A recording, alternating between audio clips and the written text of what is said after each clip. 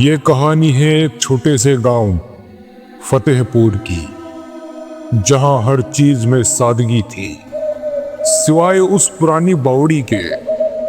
गांव के बीचों बीच बनी वो पुरानी बावड़ी जो सालों से वीरान पड़ी है। कहते हैं वहां कुछ ऐसा है जो इंसान नहीं है।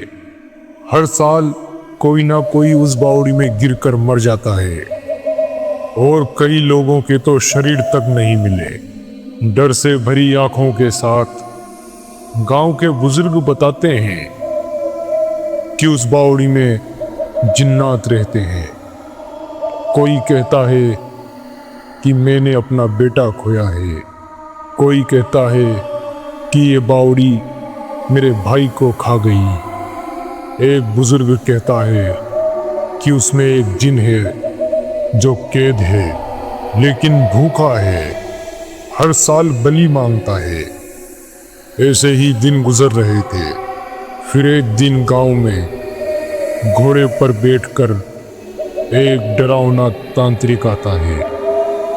काले कपड़े, माथे पर राख, गले में नींबू मिर्ची की माला और आंखों में गहरा काजल।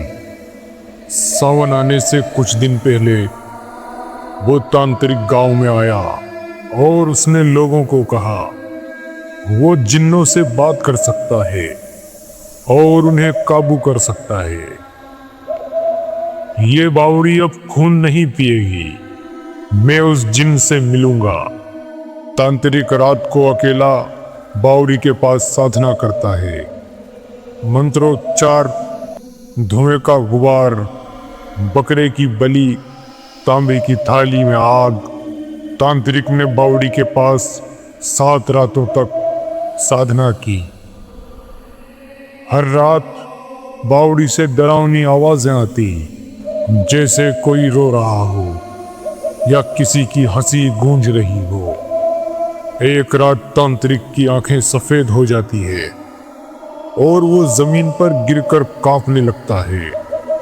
तांत्रिक गांव वालों को इकट्ठा करता है और लोगों से कहता है ये कोई जिन की चाल नहीं, इंसान का जुर्म है।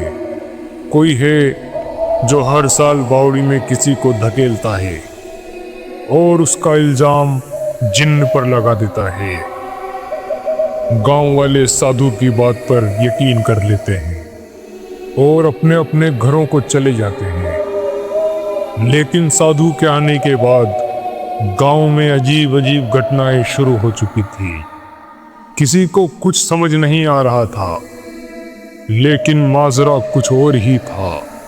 असल में जो साधु गांव में आया था वो इंसान नहीं है, ये वही बावड़ी का जिन है जो साधु के रूप में गांव वालों से बात करने के लिए आया था और गांव वालों को गुमराह करने के लिए आया था।